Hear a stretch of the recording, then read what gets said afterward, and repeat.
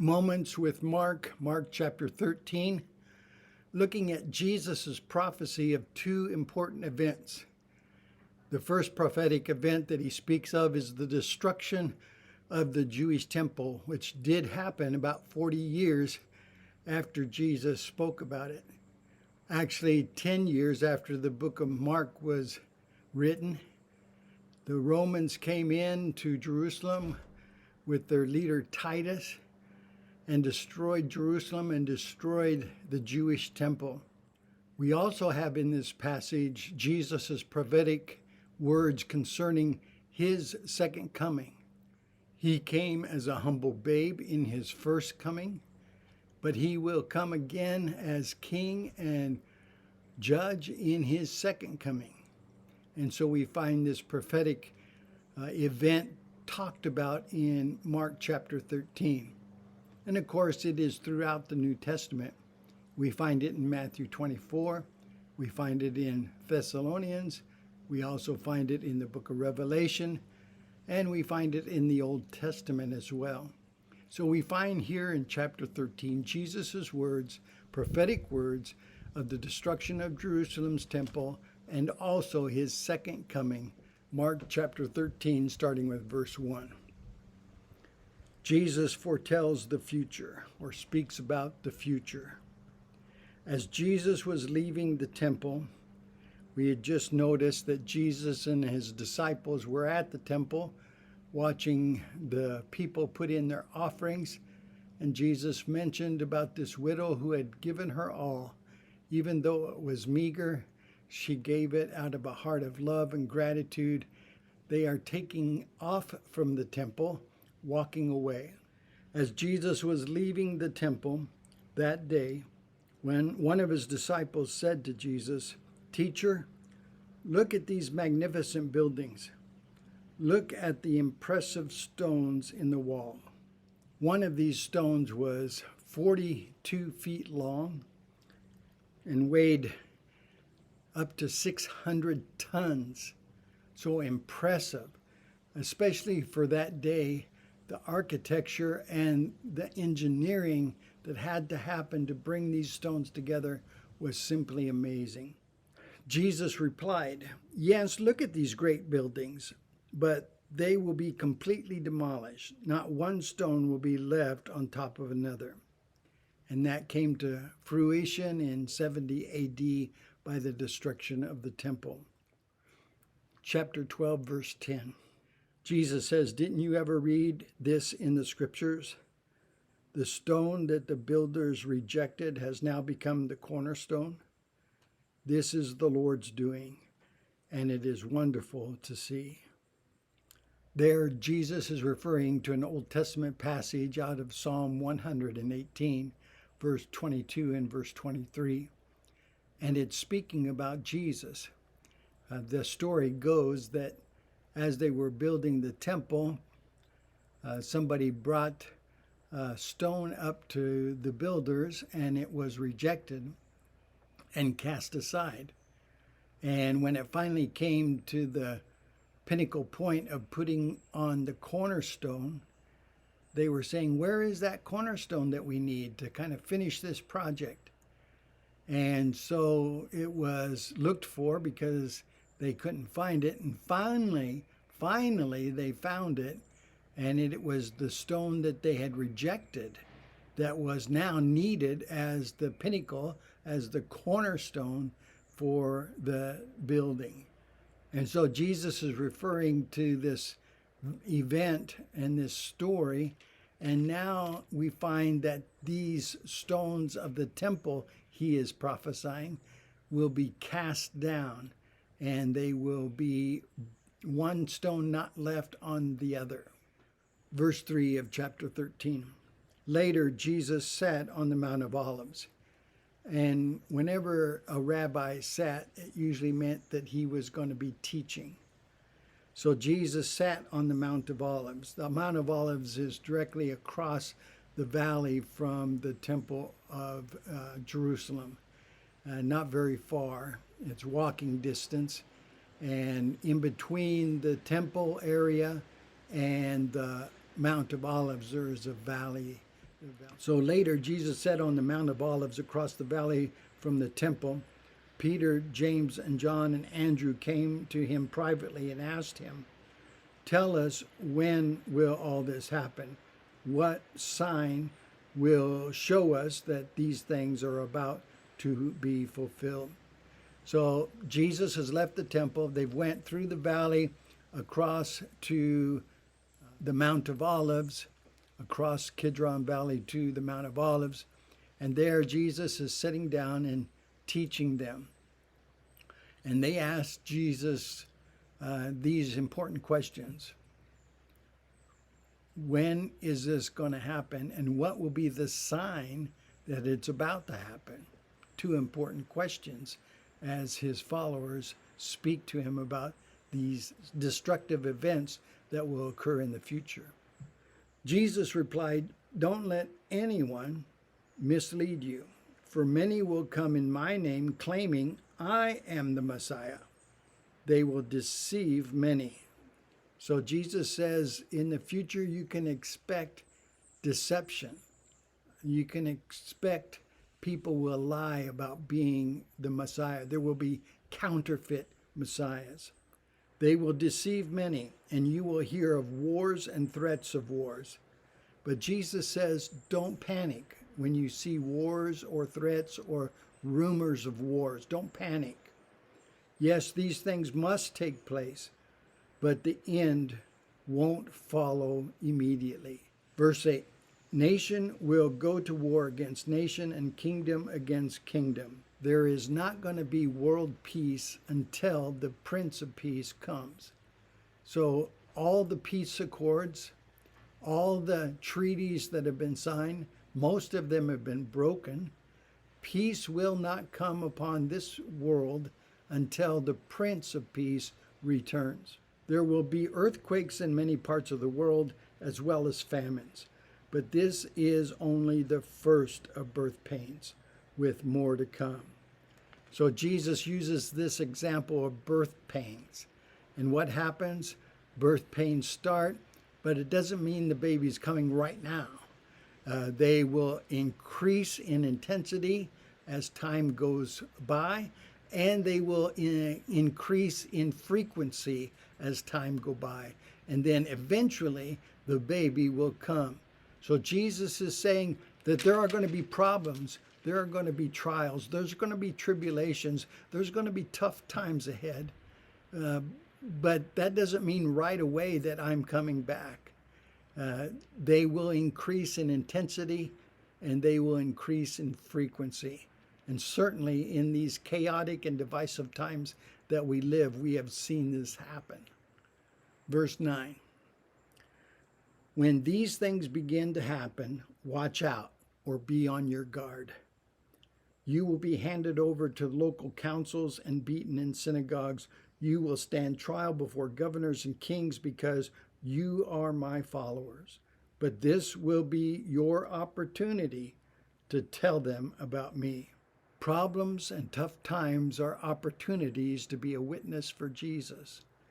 People are watching how you respond to the tough times in your life. Certainly, we have seen religious people being persecuted more frequently, even in our United States, even in our northern hemisphere. For the good news must first be preached to all nations.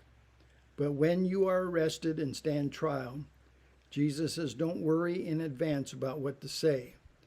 Just say what God tells you at the time. For it is not you who will be speaking, but the Holy Spirit. Jesus says, rest assured, my Holy Spirit, which indwells you, will give you the words to say as a witness to me, even during these tough times. So verses 1 through 8 that we have read, I think are primarily a prediction of the tough times that will bring the destruction of the temple in 70 AD. Which has already happened from our viewpoint because we are looking back. Jesus was looking forward.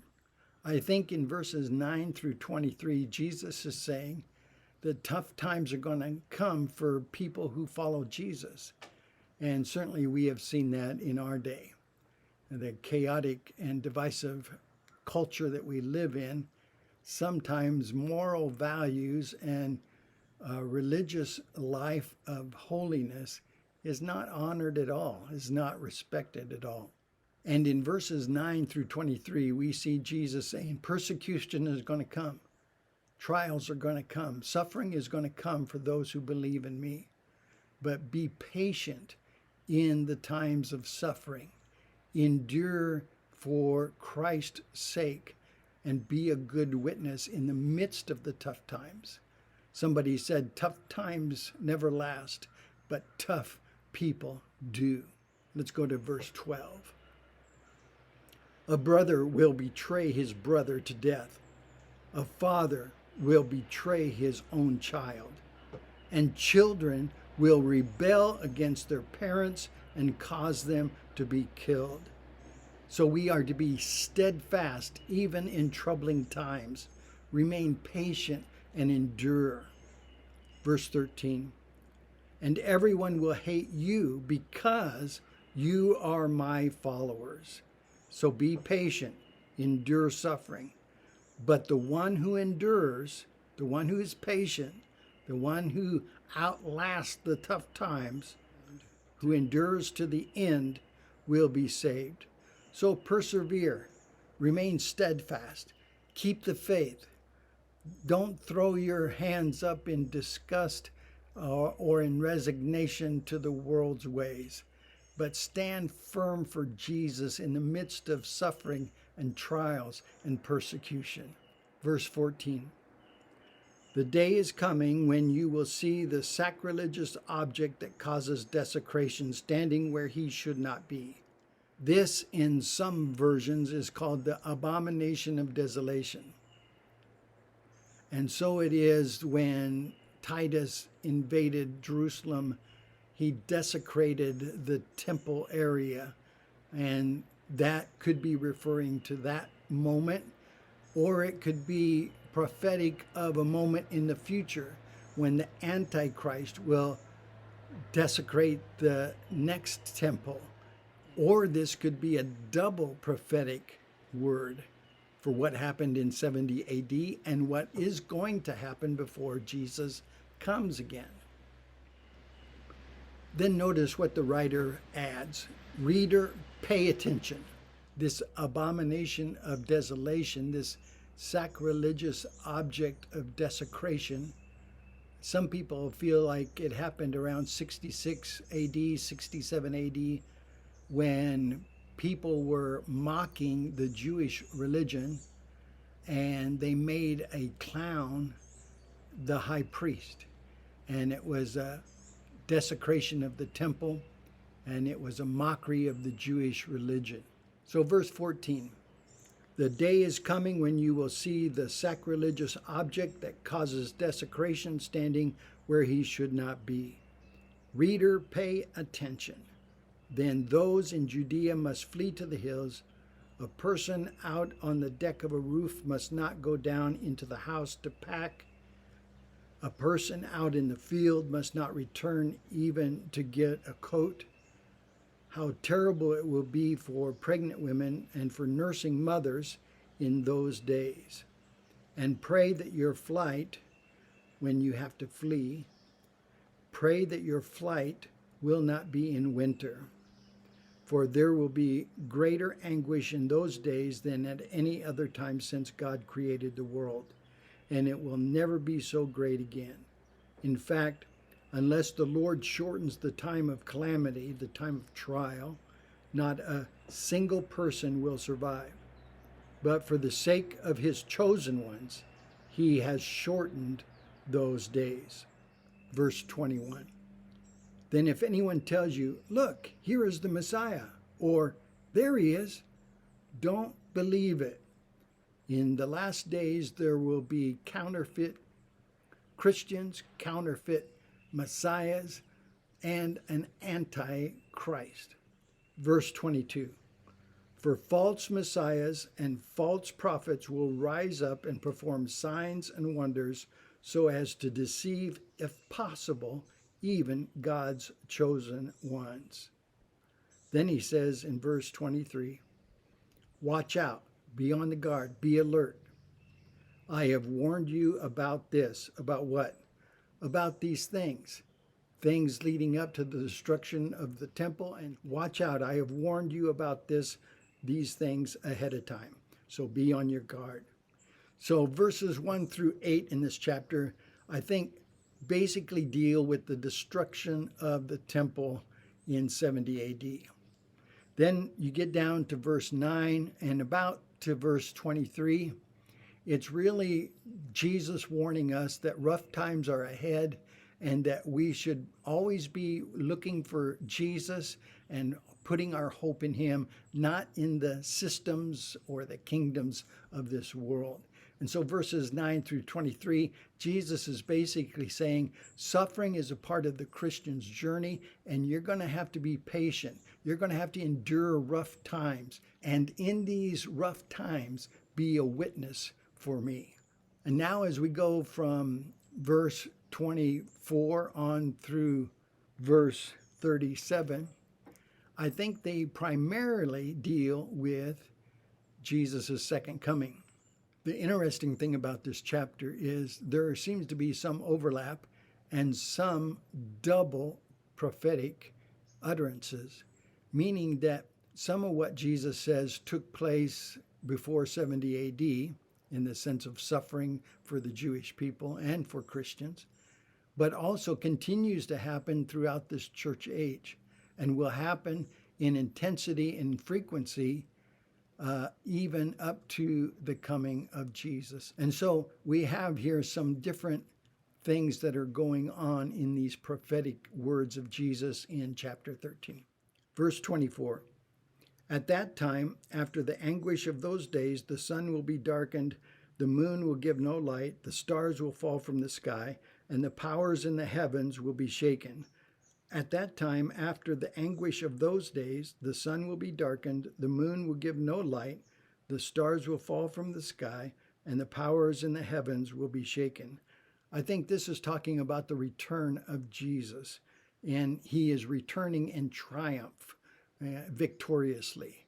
And this gives us hope that Jesus is coming again to set everything right.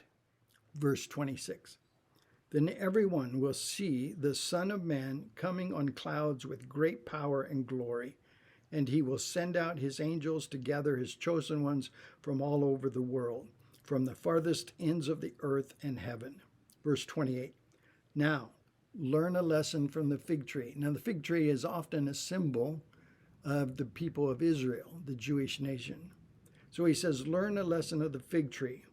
When its branches bud and its leaves begin to sprout, you know that summer is near.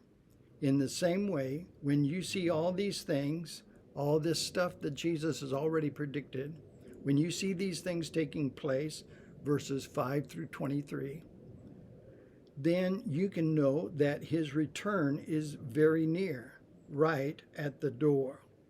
And so we find here in these verses, Jesus being very specific of his coming again.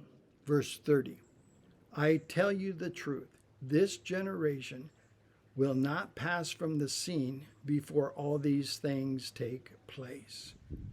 I want to take this opportunity to look at verse 30.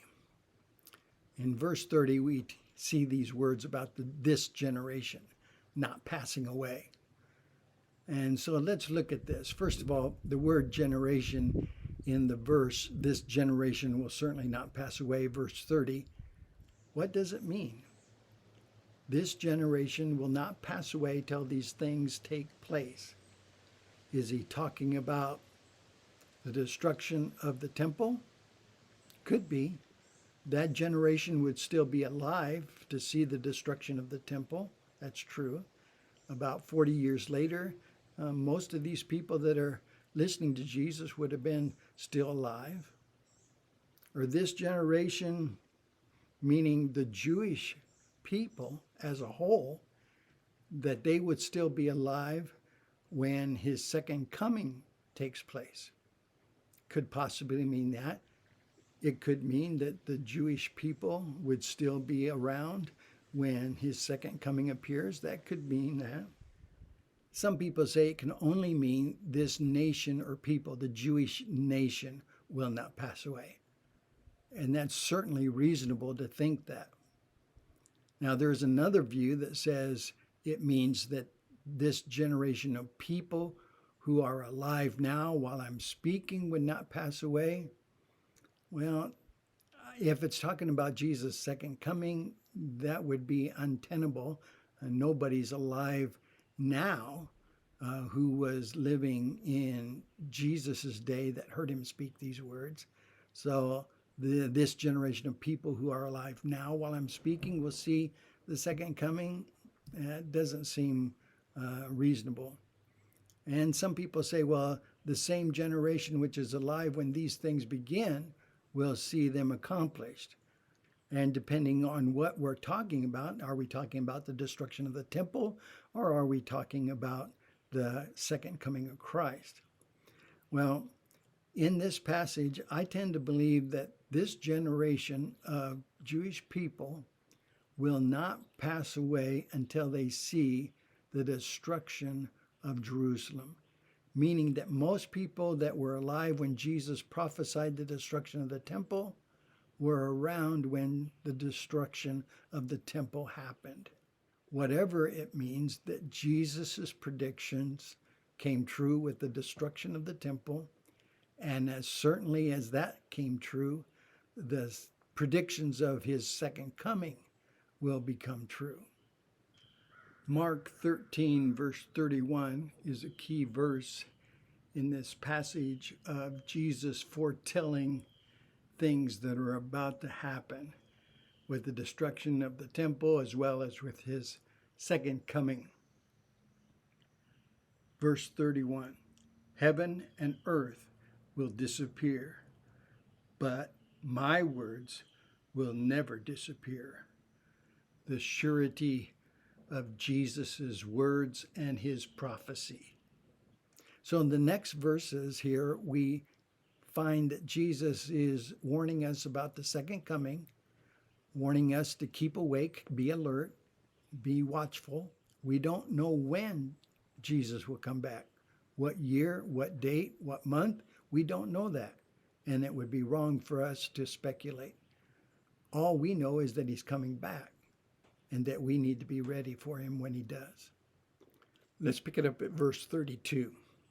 However, no one knows the day or the hour when these things will happen, not even the angels in heaven or the Son himself. Only the Father knows.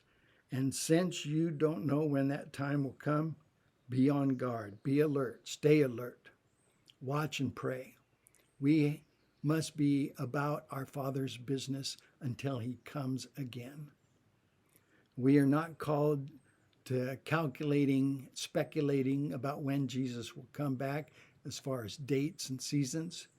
We are called not to calculate, but to prepare, to have our hearts ready for whenever he comes. And even though he may not come again for 100 years, he may come for me in the midnight hour. He may come for you at an appointed time when you leave this world into the next. And whenever he comes for us, however he comes for us, we need to be watchful and we need to have our heart ready. So we are not to be people of calculation or speculation, but we are to be people of preparation and proclamation. Verse 34. The coming of the Son of Man can be illustrated by the story of a man going on a long trip. When he left home, he gave each of his slaves instructions about the work they were to do, and he told the gatekeeper to watch for his return.